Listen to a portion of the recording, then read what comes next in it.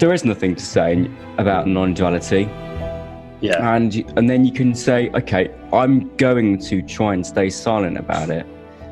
It's best to be silent about it. But then you're sort of trying to do something, and you're taking a position.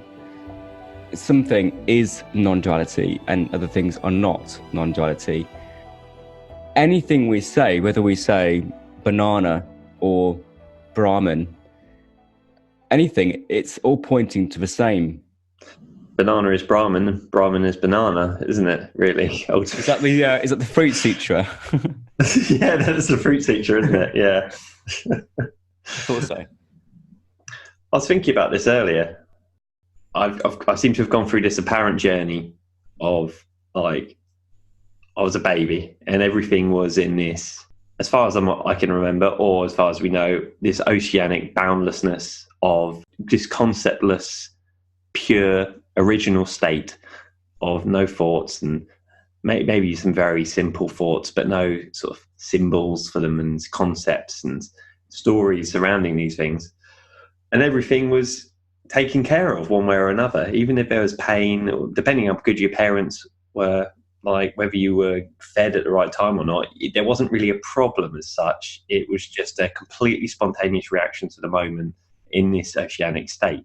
At some point, I'd learnt through life, on top of that state, I'd somehow lost that. And it got to like 15 years old and found myself extremely depressed and anxious and miserable. And I was trying to work out how that happened. And all that's happened really is a bunch of stories got loaded on top of this original state. Nothing changed as such. The journey goes something like, we are looking then back to that wholeness, that whole oceanic state. But the thing is, it is actually never left. We've never left that state. All we've done is just topple a load of bullshit on top of it and learn a load of stuff and feel like we're going somewhere and we're spinning this hamster wheel trying to get somewhere, when actually, if we just stop and just let go of everything, we are always in that state. It's always there. And if it appears we're not, it's only because something is clouding over. And that, to me, what actually, in the simplest terms, what non-duality is. I am without anything added to it. And this I am seeing the world, but not seeing the world as a separate thing. It's just seeing, and there's talking, and there's hearing, and there's not someone doing it. There is just this oceanic boundlessness ising at every moment and happening, because it's an incredibly intelligent and tricky little mechanism, this ego thing that seems to separate things up. And it really convinces whatever this is that someone is here doing the listening, doing the talking, and doing the doing. But there isn't.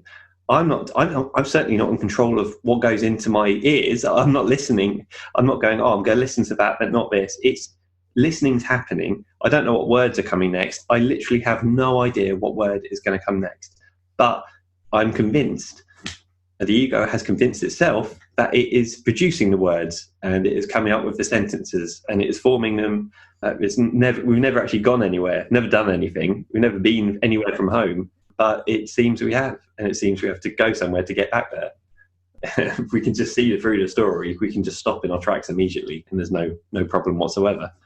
Yeah, it's almost as if some kind of visual or multisensory carousel is going on, and you're in the middle of that carousel, and it's spinning around you, and you're looking at all the different scenery and all the different events and the things that happen in life, and you're convinced by the display of that presentation. You're convinced that this is life, this is your world, you're in the middle of it, you are the center of the universe, and all this stuff is happening around you. These forms, these ideas, these concepts are happening around you and happening for you. You're number one, you're most important. You never actually leave this moment. So if you're standing in the middle, so to speak, and this is just a metaphor, if you're standing in the middle of that display, and all those scenes are happening and changing around you, spinning continuously, you're not leaving the moment. You're not leaving what is the isness of life. All that's happening is that the scenery around you is changing, and you're thinking that you're traveling miles and going all over the place and doing things, and good things are happening to you and bad things are happening to you. Really, there's no person in the middle of that. The person is part of that carousel. The person is part of that, of those scenery backgrounds and backdrops and props. It's consciousness in the middle looking out.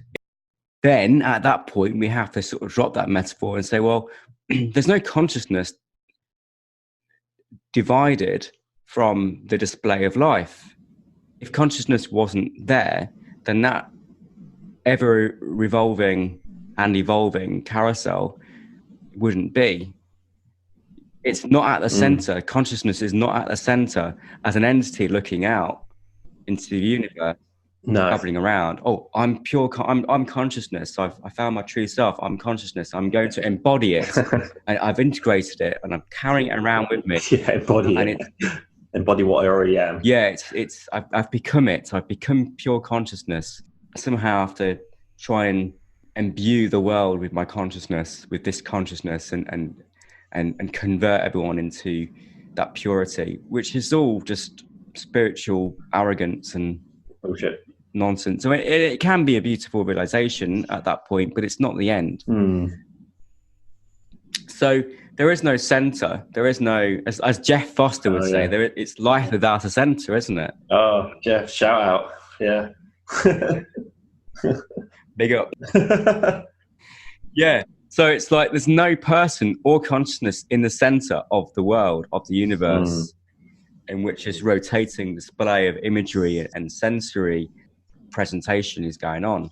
It's all one happening, and there's no time that's ticking or clock that's ticking, going around and around and around. You know, time is not linear, and it's not even circular. No.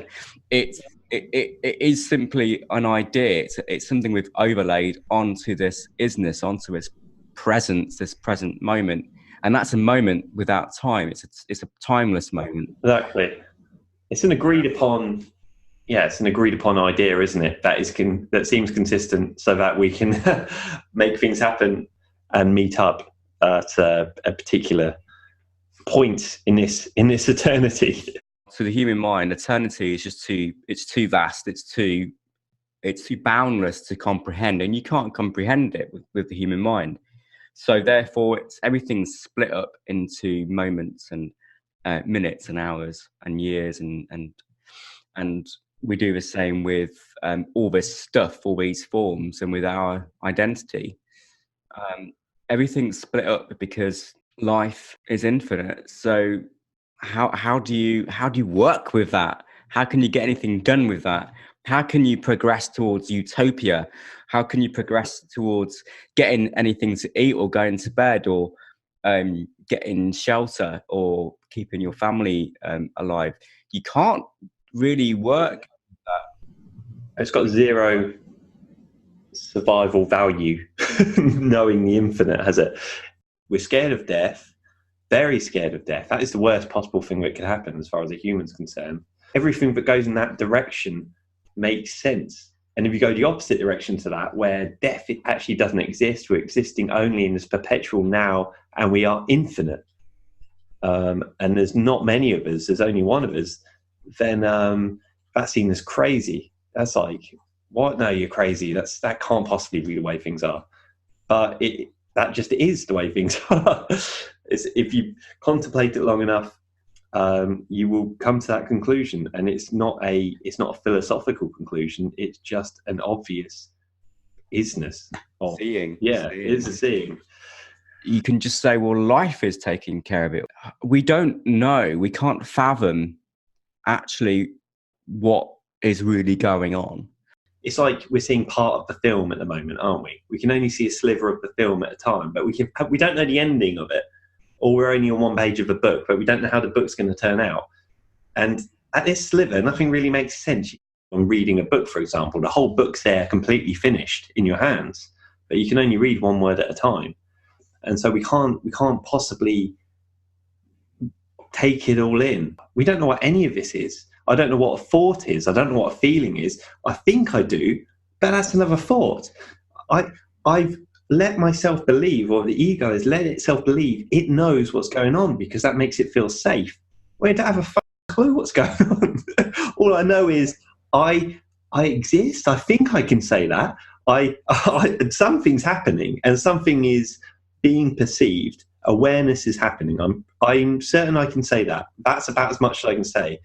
Awareness is happening. There's a happening of sounds, information coming in to something. It's not Paul, though. Paul is part of within the awareness.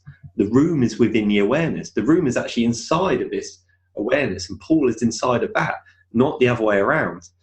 And that's all I can really kind of know. But what is a room? What is awareness? I don't know. That's what we call it, because it makes sense to be able to say, I am aware of this. And then to take that into the ultimate subjectivity is to call it awareness. But if there are no things, what we call things, and then what is awareness anymore? I don't even know. It's so we try and do our best with words to kind of carve this thing out and make sense of it all. But really, we don't. The truth is, and this is the ultimate truth, is we don't know what's happening.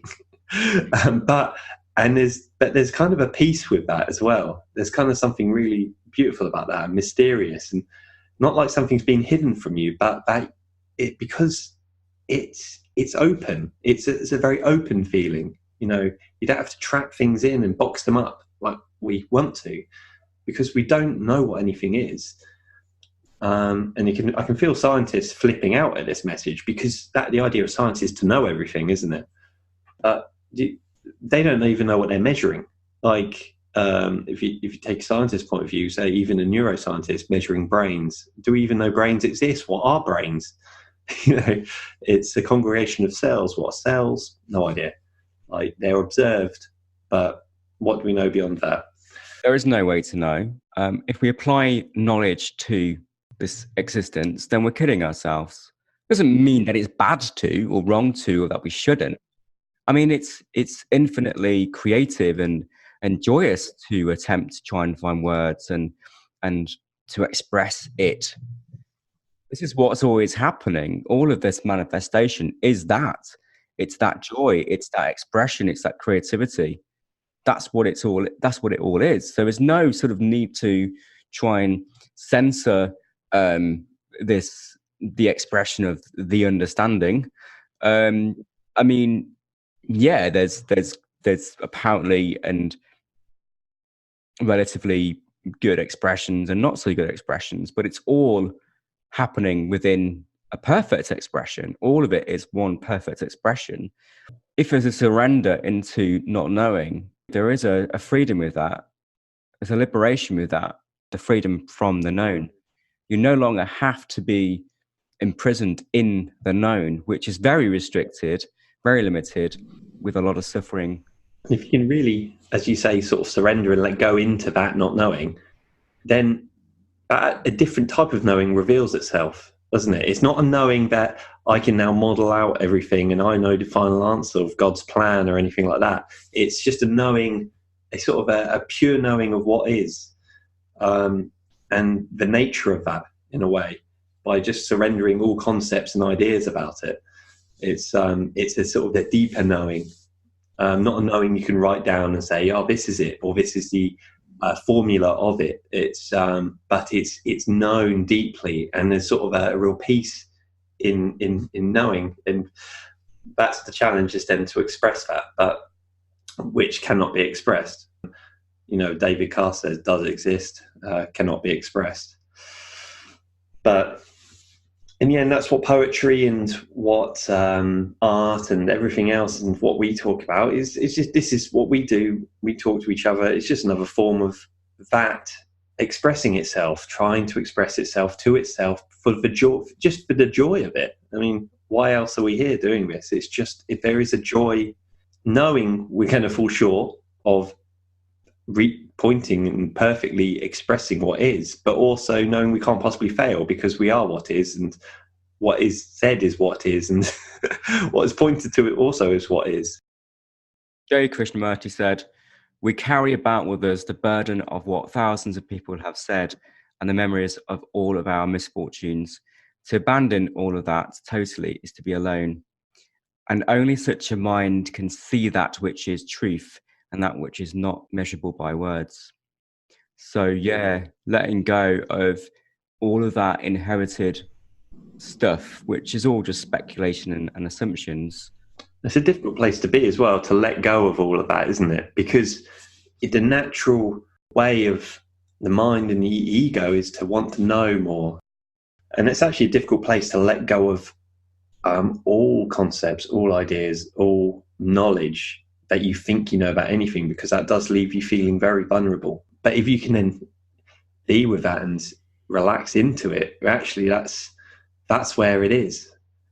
It's just shielding from itself. It's uncomfortable to start with, but it's like sort of getting into a hot bath. It's very uncomfortable to get in, but actually as you sort of lower yourself in, it's actually very comfortable. And we're talking about self-knowledge, aren't we, with a capital S? And that's not a mind-based knowledge. It's not a knowledge that you can even write down or express with words or symbols. That self-knowledge is what's left when all temporary, impermanent forms are seen through. And what's left is then self-knowledge. The knowledge bit of self-knowledge is the realization that it was none of those things that I thought it was. It's not, it isn't this ego.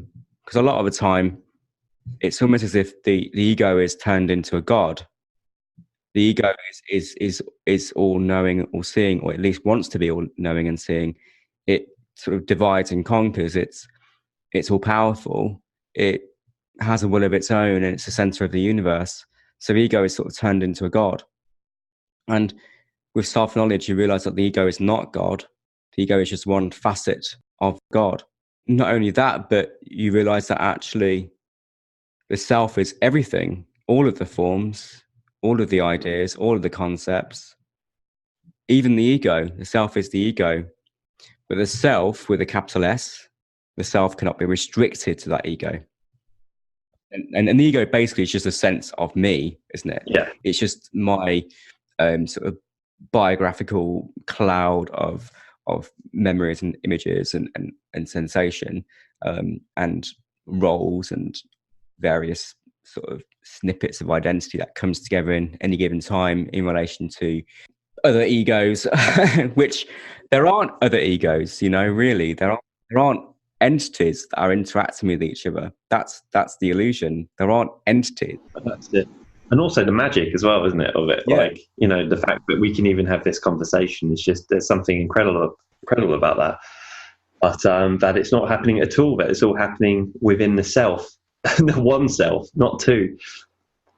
And it's also, it's tempting to say the ego's an enemy, it's a mistake or whatever else, but it's a natural functioning within this. And nothing has gone wrong. The ego is there and it needs to be there because we're complicated beings. Humans are complicated beings, and there obviously was a need for an ego for survival as part of evolution. And this whole thing is not about getting rid of the ego, because the ego is never actually, the only issue is the ego is not a thing in its own right. It thinks it's the master of everything, and it thinks it is most definitely the self, the only self that is. And that's where sort of suffering starts. As long as you can see through the ego and not believe in it, you can play with it. It's a character, it's a role, it's just a bunch of stories just stuck together in a very intelligent way. Yeah, there's only one story. There's you could say that there's many subplots to that story. There's only one movie. There's one movie. There isn't different entities, different senses of selves, different personalities with their own story. There's just one story, the human story. And even thinking that you have your story, your little world, your past and your imagined future is a story. Yeah, there's another story on top of a story. You see how this thing gets really Like it's a self-perpetuating mechanism, isn't it? There's each thought that comes in is a new thought with its own ideas about itself, holding up this character. What I am can only ever be life itself, because if you even just from say this is a physical world, a physical reality, we take the normal scientific physical materialism view on it. We follow Paul all the way back to Paul's start as hydrogen molecules or whatever it was at the Big Bang. I mean, I'm not separate from anything. What is Paul at that point? I can only be the absolute fundamentals of life itself. And that is what you are, and what my dog is, and what this room is. It is not separate from that original pinhead. And how you can then anyone can claim separation from that is just to put concepts and imaginary boxes in place. So what you are is life itself, no matter which way you look at it. And that sort of then mends or heals these imaginary polarities between life and death. You just see they are the same thing, two sides of the same coin, and there's nothing to be scared of. It is life breathing in and out. Is that not knowing a threat? If all of that stuff that arises is not truth, and you can kind of watch it come and go, then if what remains, that state of openness, which you could then say is a state of not knowing, is that a threat to your existence? And if it feels as if it is a threat to your existence, then look into that, inquire into that. Are you forming your existence out of stories? Are you creating yourself out of your thoughts, your beliefs, your memories? Is that who you are? Is that who you really are? So you can inquire into that and just meditate on not knowing.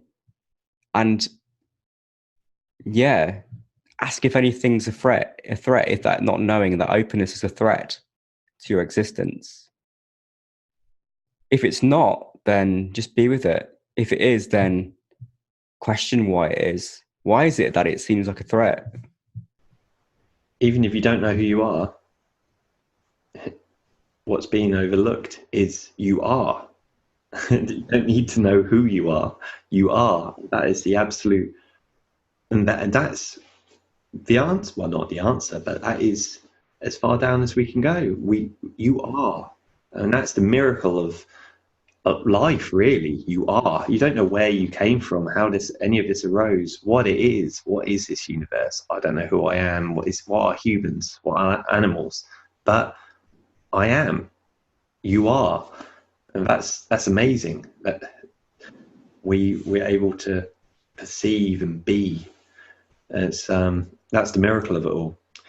But it's a very easy untangling process, really. You just asking, can you be absolutely sure if that's true? Each story that comes up, is that absolutely true? Are you sure 100% without any doubt? Is that true? And if you follow it far enough, you find that none of the stories are true. No, but as you say, that is the realization in that kind of inquiry, and you don't even need to inquire. You don't even need to meditate. No need. That realization can come spontaneously. It can just come. It can just be known now, just by openness, just by being open. So yeah, that you're right. That is it. It's like you are that. And there's no need to say what that is. It's just a simple pull on the thread, isn't it? Which it untangles the whole thing. Yeah. And it's actually very simple.